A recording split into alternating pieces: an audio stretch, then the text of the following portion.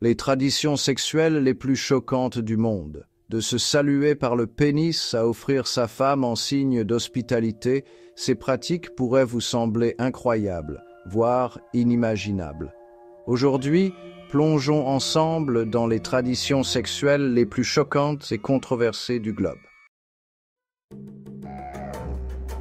Dans les vastes étendues d'Afrique de l'Ouest, certaines tribus pratiquent une salutation inhabituelle, la salutation par le pénis.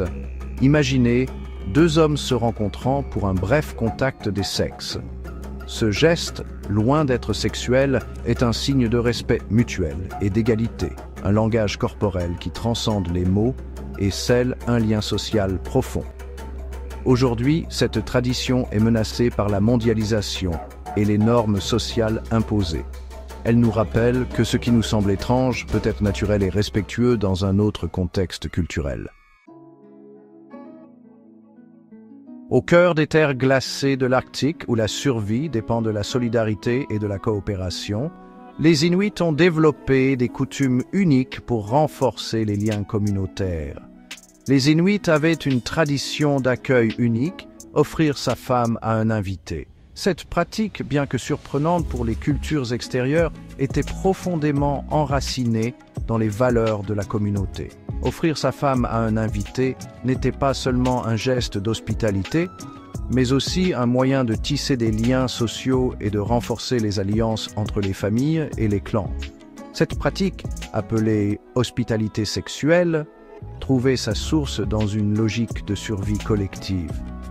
Dans un environnement aussi hostile, chaque membre de la communauté devait pouvoir compter sur les autres pour survivre.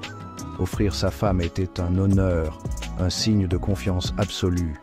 Cela montrait que l'hôte était prêt à partager ce qu'il avait de plus précieux pour assurer la cohésion et la survie de la communauté. Cela permettait de créer des liens forts et d'assurer la protection mutuelle. Les invités, en acceptant cette offre, s'engageaient également à soutenir et à protéger leurs hôtes en retour.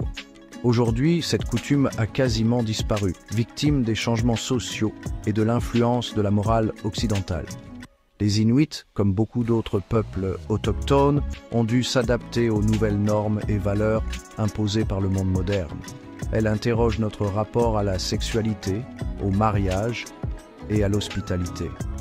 Cette tradition nous pousse à réfléchir sur la diversité des pratiques culturelles et sur la manière dont elles façonnent les relations humaines.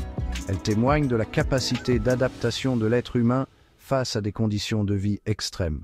Les Inuits ont su développer des stratégies uniques pour survivre et prospérer dans l'un des environnements les plus inhospitaliers de la planète. Au cœur de la jungle cambodgienne, la tribu Kreung construit des huttes d'amour pour les jeunes filles. Ces huttes, appelées maisons de l'amour, sont des espaces privés où les adolescentes peuvent inviter des garçons de leur choix. Dès l'adolescence, les filles ont des espaces de liberté et d'exploration sexuelle. Elles peuvent ainsi apprendre à connaître leur propre corps et leurs désirs, loin des regards et des jugements. Cette pratique s'inscrit dans une démarche d'apprentissage et d'émancipation féminine. Les jeunes filles sont encouragées à prendre des décisions autonomes concernant leur vie amoureuse et sexuelle. Les jeunes filles peuvent inviter des garçons qu'elles trouvent intéressants et passer du temps avec eux dans ces huttes. Cela leur permet de mieux comprendre leurs sentiments et de faire des choix éclairés, et choisir celui qui partagera leur vie. Ce processus de sélection est respecté par la communauté, qui valorise l'autonomie et le consentement des jeunes filles. La sexualité, au sein de la tribu Kreung, n'est pas un tabou, mais une dimension naturelle de l'existence. Les discussions ouvertes sur la sexualité sont encouragées et les jeunes sont éduqués sur l'importance du respect mutuel et du consentement. Mais une dimension naturelle de l'existence. La tribu croit fermement que la compréhension et l'acceptation de la sexualité sont essentielles pour le développement personnel et le bien-être. La hutte d'amour permet aux jeunes filles de découvrir leur corps et de se sentir en sécurité dans un environnement qui respecte leur intimité. et de choisir en toute liberté leur futur époux. Ce rituel unique reflète la vision progressiste de la tribu Kreung sur l'autonomie et l'émancipation des femmes, offrant aux jeunes filles un espace pour grandir et s'épanouir. Dans les hauteurs de l'Himalaya se perpétue la polyandrie fraternelle, où une femme épouse plusieurs frères. Cette forme de mariage répond à des impératifs économiques et sociaux. Elle permet d'éviter le partage des propriétés familiales et garantit la survie économique de la famille. Les frères collaborent pour subvenir aux besoins de leur épouse commune et de leurs enfants. La paternité est partagée et la solidarité familiale est primordiale. La polyandrie fraternelle nous rappelle la diversité des modèles familiaux à travers le monde. Au cœur du Sahel, le peuple Wodabe célèbre le Gerewol, un festival de beauté et de séduction. Ce festival unique en son genre est une tradition ancestrale qui se perpétue de génération en génération. Les Wodabe, connus pour leur culture riche et leurs coutumes distinctives, mettent en avant leur patrimoine à travers cet événement spectaculaire. Les hommes, parés de leurs plus beaux atours, dansent pour conquérir le cœur des femmes. Ils se maquillent avec soin, utilisant des pigments naturels pour accentuer leurs traits et attirer l'attention. Leurs costumes colorés et leurs mouvements gracieux sont conçus pour impressionner et séduire. Le Gerewol est un rituel de séduction où les hommes exhibent leur beauté et leur virilité. Ils chantent et dansent en synchronisation, créant un spectacle hypnotisant. Chaque geste, chaque regard est calculé pour maximiser leur charme et leur attrait. Les femmes évaluent les prétendants sur leur apparence, leur talent de danseur et leur charisme. Elles observent attentivement, cherchant celui qui se distingue par son élégance et sa prestance. Ce sont elles qui ont le pouvoir de choisir leur partenaire, renversant ainsi les rôles traditionnels de séduction. Le Gerewol est l'occasion pour les jeunes Wodabe de trouver l'amour et de se marier.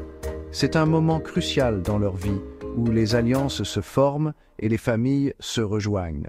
Les couples qui se forment lors de ce festival sont souvent bénis par la communauté, renforçant ainsi les liens sociaux. C'est aussi un moment de célébration collective où les liens sociaux se resserrent. La musique, les chants et les danses créent une atmosphère de joie et de convivialité. Les Wodabe profitent de cette occasion pour renforcer leur identité culturelle et partager des moments de bonheur avec leurs proches. Le Gerewol nous invite à repenser nos normes de séduction et à nous ouvrir à la diversité des expressions amoureuses. En observant ces traditions, nous pouvons apprendre à apprécier la beauté sous toutes ses formes et à célébrer la richesse des cultures du monde entier. Le festival est un témoignage vivant de la diversité humaine et de la capacité de l'amour à transcender les frontières. Au cœur de l'Inde, les temples de Khajuraho sont célèbres pour leurs sculptures érotiques. Ces sculptures, loin de choquer, étaient partie intégrante de la spiritualité hindoue. Elles symbolisaient la fertilité, l'union du masculin et du féminin et l'énergie vitale. Certaines sculptures représentent des divinités hindoues dans des postures suggestives, d'autres illustrent des scènes du Kama Sutra, célébrant la sensualité et le plaisir charnel. Les temples de Khajuraho nous invitent à repenser notre rapport à la sexualité et à la spiritualité. Dans certaines cultures tribales, l'accès à l'âge adulte est marqué par des rites initiatiques centrés sur la sexualité. Des huttes spéciales sont érigées pour l'initiation sexuelle des jeunes hommes et femmes. Sous la supervision des aînés, les jeunes sont guidés dans leur exploration de la sexualité. L'initiation sexuelle vise à préparer les jeunes à leur future vie d'adulte. Pour ces communautés, la sexualité est une force puissante à intégrer à l'ordre social. Les huttes de fertilité sont des espaces sacrés où se perpétue un savoir ancestral. Ces traditions sexuelles font partie de l'histoire et de la culture de certains peuples. Bien qu'elles défient nos normes modernes, elles reflètent la diversité des comportements humains à travers le monde. Alors, laquelle de ces pratiques vous a le plus étonné? Dites-le nous en commentaire et surtout, n'oubliez pas de vous abonner pour découvrir encore plus de mystères et de curiosités du monde.